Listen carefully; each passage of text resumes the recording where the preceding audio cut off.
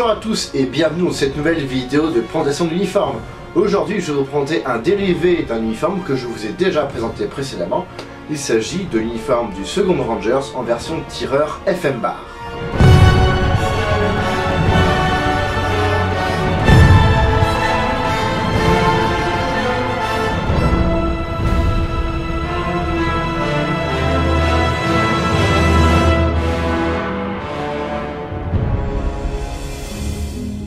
Avant toute chose, je dois vous avertir de quelques points. Tout d'abord, cette vidéo n'est qu'une base qui vous servira à constituer votre tenue, votre uniforme. Elle n'est en aucun cas une bible qui vous évitera l'achat de livres spécialisés, de magazines ou tout simplement de recherches sur internet.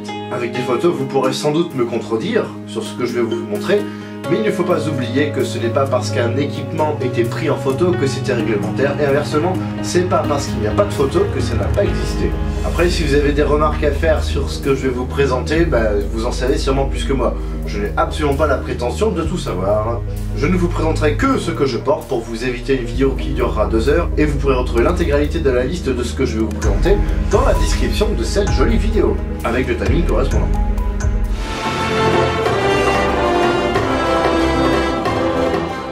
Dans ma première vidéo que vous pourrez retrouver ici, je vais vous présenter l'historique du 2nd bataillon de Rangers. Nous allons maintenant remonter d'un cran dans la pyramide hiérarchique, et je vais maintenant vous présenter le 75e régiment de Rangers, dans lequel nous retrouvions les 6 bataillons. En mai 1842, le premier bataillon de Rangers fut créé, et ses recrues commencèrent à être entraînées en Écosse par les commandos britanniques. Lors de l'opération Jubilé en août 1942, 120 soldats du premier bataillon furent débarqués aux côtés des Canadiens à Berneval-le-Grand, à côté de Dieppe. Manque de bol, les Allemands étaient au courant, étaient préparés, l'opération fut un monumental échec.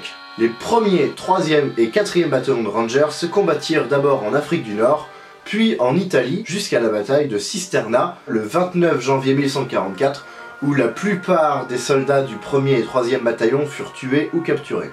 Lors du débarquement en Normandie le 6 juin 1944, le 2nd bataillon s'illustre particulièrement lors de l'assaut de la Pointe du Hoc, tandis que le 5e bataillon a lui débarqué sur Omaha Beach, dans le secteur Dog White, où il a gagné au passage la devise Rangers Lead the Way. Dans le Pacifique, le 6e bataillon de Rangers fut créé le 26 septembre 1944 et participa à l'invasion des Philippines. Ce bataillon effectua le raid de Cabanatuan, un raid très audacieux, destiné à pouvoir libérer des prisonniers américains. Rendez-vous compte, il y a eu 4 pertes parmi les Américains. Il y a eu entre 500 et 1000 soldats japonais qui ont été tués. Tout ça pour libérer 522 prisonniers américains. Même les blessés ont été évacués. À la fin de la guerre, les unités de Rangers furent dissoutes, mais le programme d'entraînement Rangers fut établi, bien que réservé aux sous-officiers supérieurs et aux officiers.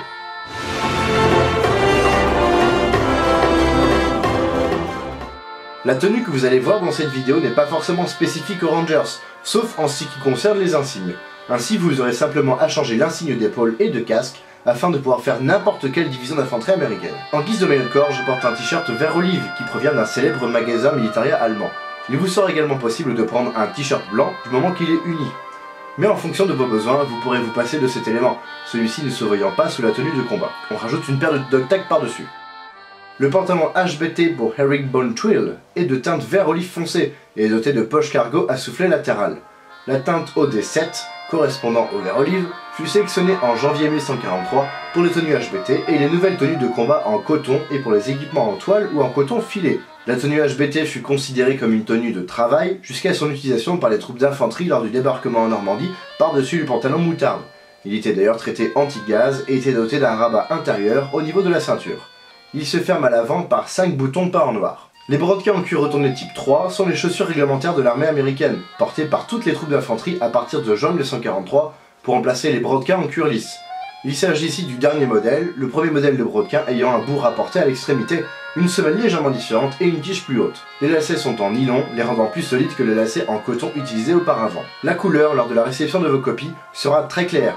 Les miennes ont foncé avec l'utilisation et grâce à l'application d'imprégnite. Plus les brodequins seront portés, plus ils vont foncer, les rendant de ce fait plus réalistes. Les guêtres M1938 sont fabriquées en toile forte de coton kaki clair. Elles sont disponibles en 4 tailles et distribuées à partir de 1939 à toutes les troupes à pied. Elles vont de pair avec les brodequins et s'accrochent à l'aide d'une sangle à passer sous le pied. Les crochets sont en laiton sur les premières fabrications, puis en métal noirci. Tout comme le pantalon HBT, la chemise HBT, fabriquée dans le même textile, était destinée à être une chemise de travail, mais était cependant portée au combat. L'avantage de la tenue HBT était qu'elle était légère, donc idéale à porter pour l'été, et servait également de tenue anti-gaz lorsqu'elle était imprégnée du produit spécifique. C'est pour cela qu'on retrouve des rabats dans le pantalon et en haut de la chemise HBT. Cette chemise ferme avec 5 boutons et les 2 poches de poitrine sont fermées par un bouton pour chacune d'entre elles. La chemise que vous voyez ici de type 2, apparue fin 1942, celle de type 1 ayant des poches munies d'un soufflet central et d'une bande rapportée au bas de la veste fermée par 2 boutons supplémentaires. Vous voyez ici le rabat intérieur destiné à protéger un peu lors d'une éventuelle attaque au gaz, mais aussi pour se protéger contre les moustiques dans les environnements tropicaux. Le col était destiné à être porté de manière ouverte, d'où l'absence de boutons en haut de la chemise. La veste M41 était la veste réglementaire de toute l'infanterie de l'armée américaine pendant la Seconde Guerre.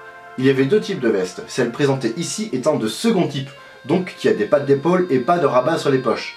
Elle fut adoptée à partir de mai 1941 et était à porter par-dessus une chemise, qu'elle soit HBT ou moutarde, l'intérieur étant en laine peu agréable à porter sur les bras nus. Elle fut ensuite remplacée par la veste M1943, dont la mise au point commence dès 1942. La M41 deuxième type n'était pas pratique pour transporter des objets, elle n'avait pas de poche intérieure et seulement 2 poches latérales qui ne se fermaient pas. L'insigne des Rangers, comme tout autre insigne d'infanterie, vient se placer à 1,27 cm de la couture de l'épaule.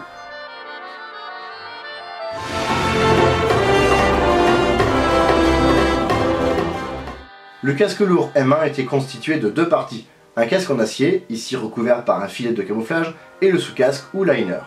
Le casque lourd présenté ici comporte des pattes mobiles, apparues à partir d'octobre 1943, venant remplacer les pattes fixes qui étaient plus fragiles. La bombe du casque est recouverte de peinture anti-reflet et est bordée d'un jonc en acier inoxydable. A noter que la soudure doit être à l'avant, car sur les fabrications post-1944 de casque M1, la soudure sera placée à l'arrière. Mais aucune chance d'en trouver en Europe avant la fin de la guerre. Le sous-casque permettait au soldat de personnaliser son casque, de manière à le régler à sa taille. Le deuxième type de liner était réglable, ce qui est le cas ici. L'objectif était que le casque puisse être porté par un soldat sans utiliser la jugulaire. Une jugulaire en cuir vient se placer dans le liner et vient se coincer sur la visière avant du casque lourd, de manière à solidariser les 2 parties du casque. Les casques US étaient conçus pour être portés sans jugulaire, de manière à laisser le casque libre si une explosion survenait à côté du soldat. Le cas contraire aurait décapité le soldat par la violence du souffle. Chaque soldat était équipé en fonction de son armement.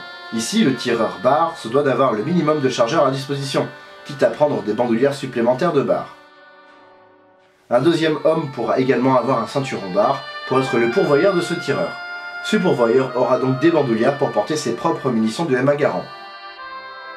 Le ceinturon barre permet de contenir 12 chargeurs de barre dans 6 pochettes distinctes.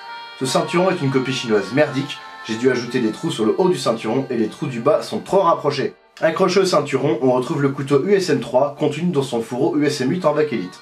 On peut voir sur l'arrière du ceinturon qu'il n'est pas possible d'accrocher d'équipement.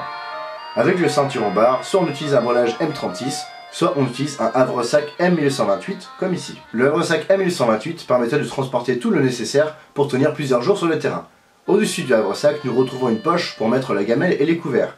Elle est ici marquée au nom du soldat. Il s'agit ici d'un nom d'un personnage fictif. Sous cette pochette, nous retrouvons une pelle M1110 ou pelle en T.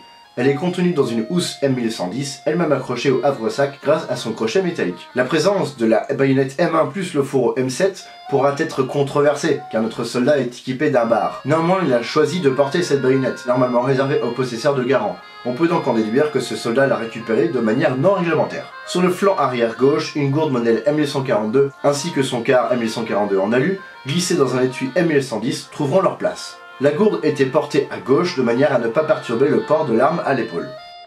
La grenade MK2 ou grenade ananas était très répandue pendant la Seconde Guerre, car très efficace, celle-ci étant à fragmentation. Une petite bande jaune rappelle qu'il s'agit d'une munition explosive. C'est durant les années 20 que fut élaboré le kit de premiers soins, contenant un bandage et des cristaux de sulfamide à saupoudrer sur la blessure. Le kit est contenu dans une pochette M1924 en toile, à accrocher à l'avant du ceinturon. Le Browning Automatic Rifle, abrégé BAR ou BAR 1918A2, était un fusil mitrailleur, donc une arme de support destinée à une section. Il pouvait être doté d'un bipied à l'avant, qui n'était pas forcément utilisé, celui-ci entraînant un poids supplémentaire à l'extrémité de l'arme, n'aidant pas pour le tir à la hanche. Il était doté d'une crosse en bois, puis en bakélite, et tirait des cartouches en calibre 30-06, comme le Garand, qui était contenu dans des chargeurs ayant une capacité de 20 cartouches. Le bar était équipé d'une bretelle spécifique, mais qui ressemble très largement à celle du M1 Garand en cuir, la seule différence étant que la bretelle du bar était plus longue. Il pouvait tirer avec 2 cadences, mais toujours en rafale, grâce à un sélecteur de tir présent au-dessus de la détente. Une poignée de transport apparaîtra fin 1944, mais il ne fut pas utilisé sur le front européen. Ainsi, nous pouvons constater que le bar utilisé par Ray-Ban dans le film Il faut sauver le soldat Ryan est sans doute correct, mais il ne devrait pas avoir de traces sur le canon à l'emplacement de la poignée. Le levier d'armement est fixe lors du tir, contrairement à la Thompson ou au Garand. La manipulation de ce levier laisse découvrir la fenêtre d'éjection, laissant voir ici le bloc hop-up, ce bar étant une version Airsoft de la marque ACM. Vous pourrez retrouver le lien de la review dans la description de cette vidéo. Voici la vue d'ensemble de notre tireur bar, uniforme librement inspiré du soldat première classe Ray-Ban, personnage rencontré dans le film Il faut sauver le soldat Ryan de Spielberg. Comme évoqué précédemment, le port du fusil mitrailleur à l'épaule est possible si la gourde est portée côté gauche, sous peine d'endommager votre FM avec les boutons pression de la housse. A noter que le fait que la gourde se détache toute seule est lié à la qualité plus que douteuse du ceinturon et n'était pas volontaire lors du tournage de cette vidéo. Du fait de ses 8,8 kg, il était plus facile de tirer au bar en l'ayant à la hanche, le corps faisant un excellent contrepoids pour contrôler le recul important de l'arme. Le tir à l'épaule ne pouvait être possible que si l'arme était déployée sur son bipied. Sans quoi le recul développé lors du tir pouvait très vite fatiguer notre tireur, surtout si la cadence était réglée sur tir rapide. Lorsque votre barre devait être à portée de main mais non portée à l'épaule, il était possible de poser la plaque de couche sur le ceinturon, permettant de vous reposer un peu les bras. Il fallait alors passer une main devant le chargeur pour bien maintenir l'arme contre les chargeurs insérés dans le ceinturon spécifique. De cette manière, l'arme restait à portée de main. Pour le modèle Airsoft, je vous déconseille fortement de porter votre barre à l'épaule, celui-ci ayant une faiblesse à la base du canon.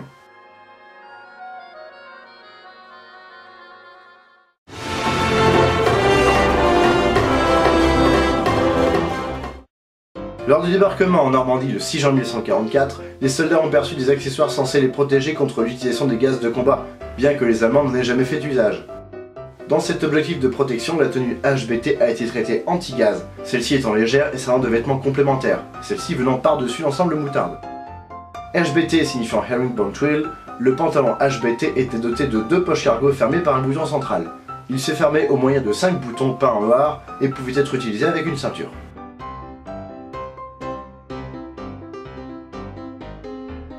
Les guêtres M838 furent distribuées à partir de 1939 et comportaient 8 crochets métalliques pour 19 œillets destinés à y passer un lacet servant à enserrer la guêtre autour du mollet. Une sangle en toile forte vient se glisser sous la semelle du brodequin, puis dans un passant métallique afin de maintenir l'ensemble contre la chaussure. Les brodequins en cuir retourné sont ici de type 3, apparus à partir de juin 1943 pour remplacer les brodequins en cuir lisse. Lorsque vous recevrez vos brodequins, ceux-ci auront une couleur très claire. N'hésitez pas à les porter dans le civil et à utiliser de l'imprégnite et même du cirage afin de leur donner une teinte plus foncée. N'oubliez pas que les soldats ont utilisé leurs brodequins à l'entraînement avant d'arriver en Normandie. Lorsque le corps de la chaussure est en cuir rugueux, la semelle est, quant à elle, en caoutchouc moulé. Le schéma de la semelle est identique à celle des buckle boots qui viendront remplacer cet ensemble guêtre plus brodequin dans un souci de praticité. La chemise HBT vient compléter le pantalon HBT. Celle-ci pouvait être portée sans rien par-dessus, à la place de la chemise moutarde, ou par-dessus cette dernière. Elle pouvait être également traitée anti-gaz lors du débarquement en Normandie, et était également dotée d'un rabat intérieur. Elle se ferme avec 5 boutons et les 2 poches de poitrine sont dotées de chacun un bouton. Cette chemise est de type 2, couramment rencontrée après la fin 1942. On peut apercevoir les dog tags, plaque d'identité utilisée par l'armée US, afin de reconnaître le soldat si celui-ci venait à périr au combat. Son groupe sanguin servait également à l'hôpital et sa religion permettait de choisir la forme de la croix lors du décès du soldat. Il peut y avoir plusieurs couleurs de chemise HBT en fonction de l'âge de la chemise, de la fabrication et du nombre de jours passés au soleil. L'ouverture de la manche pour la main peut se régler grâce à des boutons supplémentaires, ceci afin de plus facilement enfiler une veste par-dessus par exemple. La veste M41 était une veste réalisée en coton avec une doublure en laine à l'intérieur, empêchant son utilisation sans manche longue en dessous sous peine d'irritation. Elle fut adoptée à partir de mai 1941 et se portait donc par-dessus une chemise moutarde ou la chemise HBT présentée précédemment. Cette veste est de second type, celle de premier type ayant des rabats sur les poches et sans épaulettes. Il n'était pas obligatoire de porter les grades de façon à ne pas servir de cible privilégiée pour les tireurs d'élite allemands. L'insigne des Rangers, comme tout autre insigne d'infanterie, vient se placer à 1,27 cm de la couture de l'épaule. La veste se ferme par une fermeture éclair ainsi que 5 boutons, laissant un col ouvert en V Veuillez donc apporter une chemise en dessous sous peine de voir votre t-shirt. Le casque M1 était constitué de 2 coques et pouvait éventuellement avoir un filet de camouflage, ceci afin de pouvoir insérer des branchages ou de la toile de jute, ou tout simplement pour éviter au maximum les reflets. Une jugulaire en toile forte est cousue sur les pattes mobiles du casque lourd, et cette jugulaire est coincée à l'arrière du casque. L'insigne de Rangers se retrouve au-dessus de la jugulaire, grâce à un losange orange, surmonté d'un chiffre correspondant au bataillon. Pour Omaha Beach, nous choisirons donc le 5 et le 2 pour la pointe du hock. Le liner était à la base fabriqué en carton pressé recouvert de toile et de vernis, puis fut fabriqué en résine plastique. Les casques lourds étant de taille unique, c'est le liner qui permettait de maintenir le casque sur la tête du soldat, celui-ci étant réglable à partir de février 1942. Par-dessus tout son uniforme, le soldat se devait de porter l'équipement adapté à son arme et à son environnement. Ici nous retrouvons donc l'équipement porté par un tireur bar. Le ceinturon M1137 bar pouvait contenir 12 chargeurs de 20 cartouches pour le bar et était composé de 2 éléments reliés par une ceinture. La gourde M1142 glissait dans son quart 1942, le tout inséré dans une housse 1110 permettait d'avoir une réserve d'eau. Le quart est très utile pour faire chauffer l'eau pour le thé ou le café. On voit ici la ceinture sur laquelle sont maintenus les 2 porte-chargeurs de bar. Cette ceinture est réglable et se glisse sous les passants des éléments. Il n'y a aucun noyer permettant d'accrocher du matériel. Voici le deuxième élément du ceinturon bar, sous lequel on retrouve le First Aid Push M1124, dans lequel on glisse le First Aid Packet. Juste à côté, nous trouvons un couteau de combat USM3 contenu dans son étui en bakélite USM8. Ce couteau se manipulait comme une mini-baïonnette de Garand, et c'est d'ailleurs sur ce modèle que fut créée la baïonnette du SM1, apparue juste à la fin de la guerre. Sur ce ceinturon bar, un sac est accroché faisant office de breulage. En effet, chaque bretelle du havre-sac M1128 est fixée sur le haut du ceinturon, excepté une sangle de chaque côté à accrocher au bas du sac pour en faire un sac à dos. Sur l'arrière du sac, nous retrouvons 3 éléments. Tout d'abord, la poche pour contenir la gamelle et les couverts, puis en dessous nous avons la pelle M1110, aussi appelée pelle hantée. C'est ici une copie merdique sur laquelle j'ai dû ajouter une barre en métal pour remplacer le bois de cagette d'origine. Et enfin, sur le flanc, nous avons une baïonnette de M1 Garand dans son fourreau M7. Cette baïonnette ne devrait en théorie pas se retrouver ici, notre soldat ayant un bar et non un Garand. Il s'agit donc peut-être même d'une inversion du havre-sac avec celui d'un tireur Garand. Et enfin, notre tireur a ajouté une grenade MK2 sur l'avant du breulage. Pas forcément la meilleure place pour ramper et s'allonger, mais la plus rapide pour y accéder. L'inconvénient du havre-sac comparé au breulage M36 classique est qu'il n'y a pas d'anneau pour y glisser la cuillère de la grenade. Le Browning Automatic Rifle M1118A2 est la troisième évolution du bar M1118. Il est produit à partir de 1940 par IBM et New England Small Arms Corporation. Il mesure 1,2 m et pèse 8,82 kg, rendant ce fusil mitrailleur très lourd à transporter sur des longs parcours. Sa cadence de tir est réglable grâce à un régulateur situé sur le côté gauche. Il est alimenté par des chargeurs avec une contenance de 20 cartouches de 30-06, soit le même calibre que le Garand. On reconnaît au passage la hausse typique d'une mitrailleuse lourde M1119A4 et la bretelle est spécifique au bar bien que très similaire à la bretelle du Garand. Au cours de la Seconde Guerre, chaque groupe de combat l'a en dotation, permettant d'avoir un appui-feu non négligeable. Le levier d'armement n'était pas mobile pendant le tir et ne servait qu'à engager une première cartouche dans la chambre. Le bar pouvait être équipé d'un bipied affixé au bout du cache-flamme, ceci afin de faciliter le tir en position couchée. Cela n'était en revanche pas une aide pour le tir en position debout, rajoutant du poids à l'ensemble de l'arme. Il s'agit ici d'une réplique d'Airsoft refaite entièrement par mes soins. Vous retrouverez le lien de leur review dans la description de cette vidéo.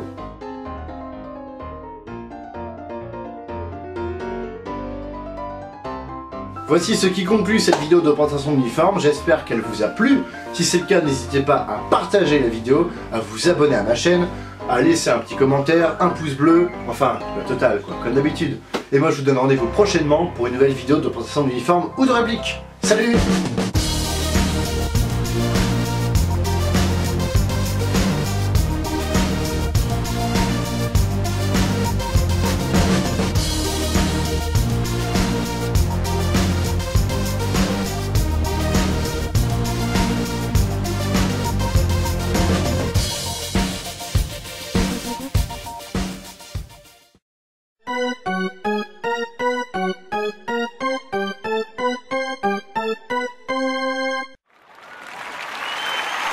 Thank you.